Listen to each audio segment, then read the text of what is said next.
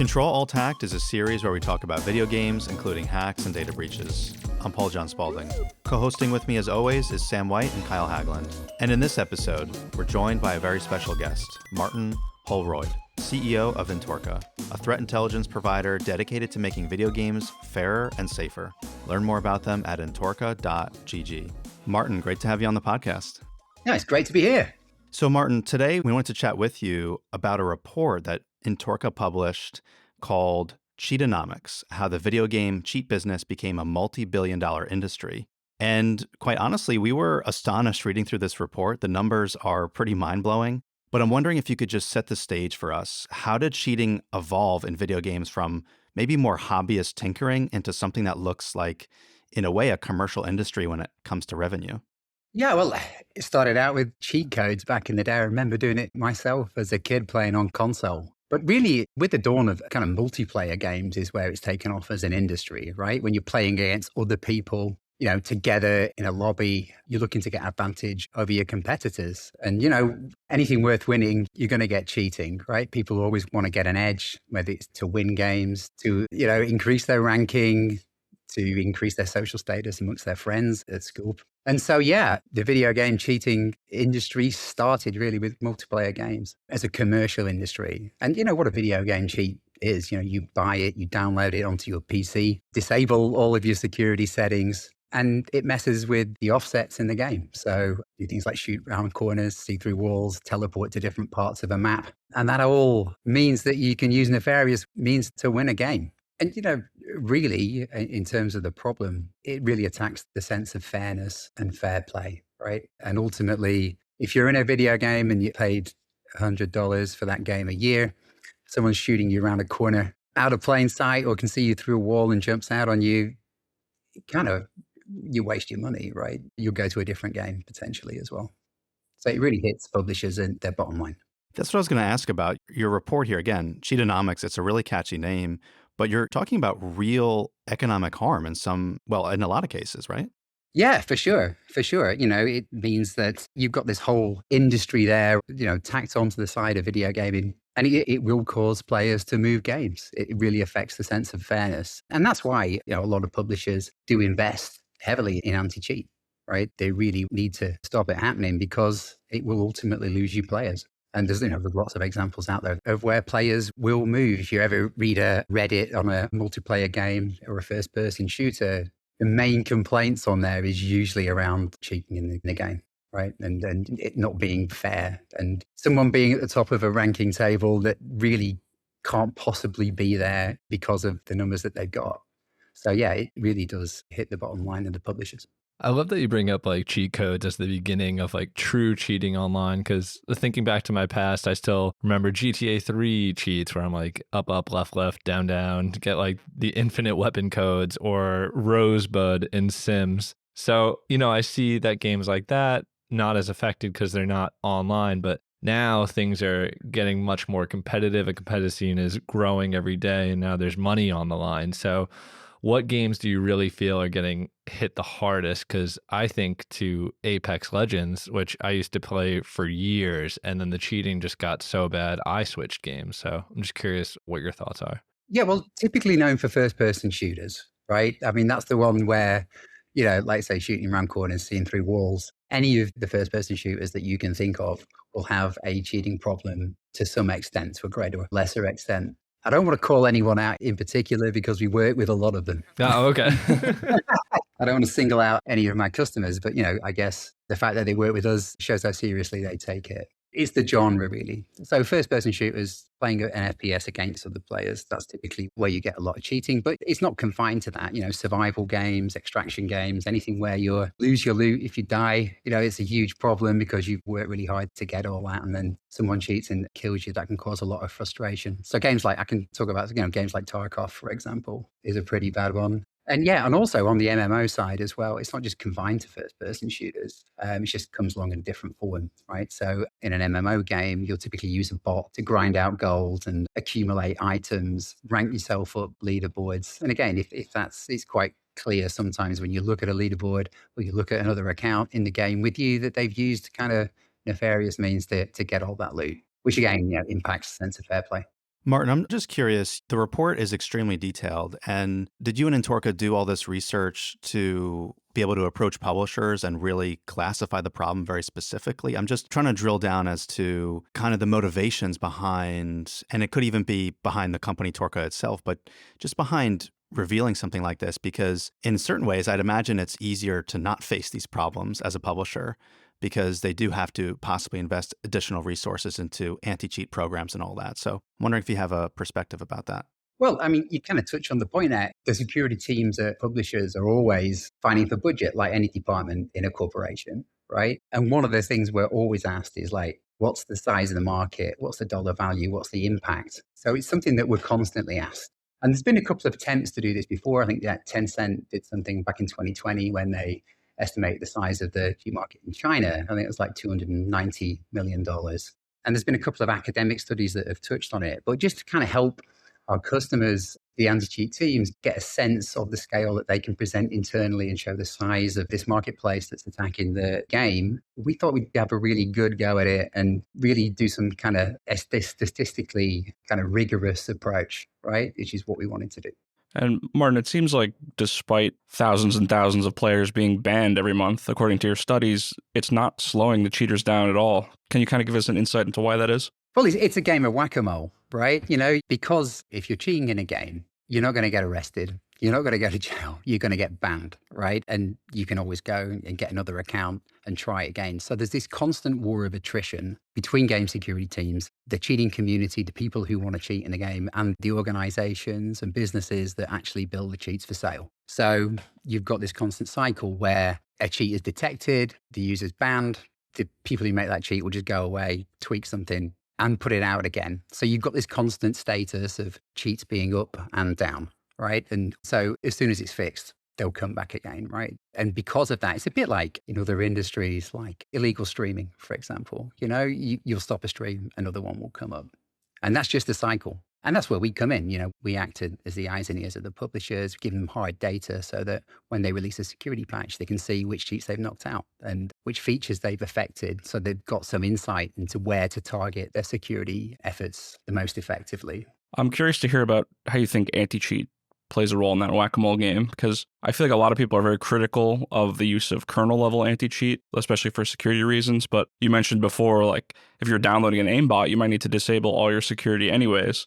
So I'm kind of curious, what do you think about how anti-cheat affects the cheating economy? Like, is it hurting it or is it helping it? Well, it definitely hurts it, right? And it is effective. And you'll see from the data that we put out that a lot of that is based on us extrapolating published ban numbers from the publishers themselves. So it is effective, but it's just the scale of the problem and the fact that it's completely iterative and that the people that are making the cheats are, you know, they're really well organized, highly technical. They've got their own DevOps, they've got their own marketing teams, customer service, and the rest of it. And you'll see from the scale of the numbers why they can afford to do that. So yeah, anti-cheat is very effective. You know, some are better than others, but you're really looking for needles in haystacks, right? And it's so pervasive that always stuff's going to get through.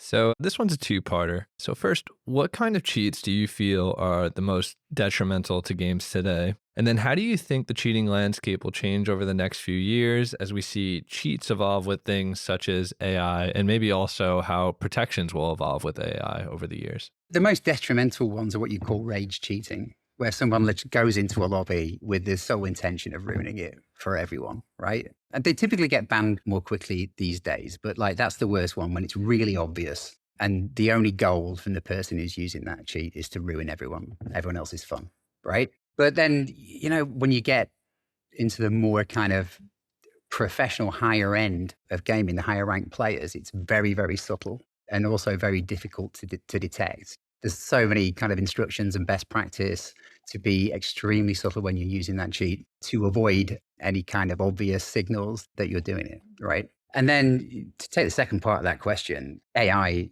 obviously is going to have a huge impact. You know, a couple of years ago, like pixel bots were kind of fairly crappy. Like they were very slow, didn't really work. But with AI and computer vision, that's only going to be something, I think, that gets a lot more pervasive.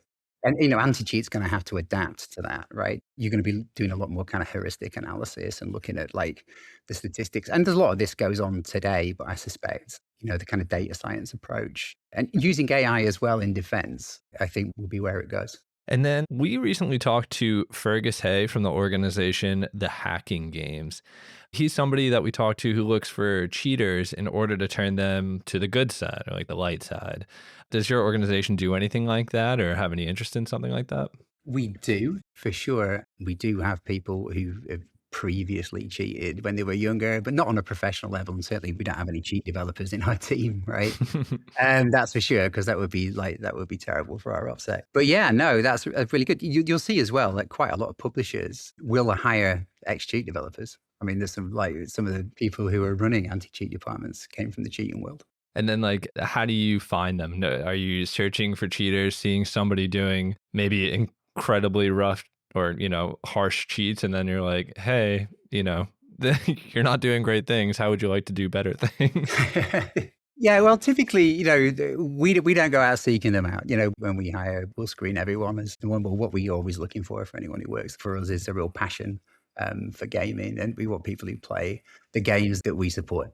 Martin, I'm wondering if you can dive a bit more into Intorqa. Just tell us a bit more about what you guys do, because quite frankly, I don't know if we've spoken to any company rather, who's doing anything like this in this space. Yeah, so we're essentially a threat intelligence platform and business, but we're just solely focused on video game threats, right? On the threat ecosystem. So that's like cheating, account takeover, gray markets for items and accounts. So that's totally our space. And so we're always on the lookout. We work with the anti-cheat teams. We're always on the lookout for new cheats that are popping up for their game, how they work, what the key features are, how they're going to attack the game and make it unfair. And the other thing, the big thing that we do using our tech is to basically help them measure the impact. So if you drop a security patch, we can tell you, how many of those cheats you knocked out and for how long, which kind of rolls its way through into a series of KPIs. And what we're trying to help the publishers do there is get into that kind of build, measure, learn loop where you release a patch, you measure the impact of it on the cheating community, and you learn from that.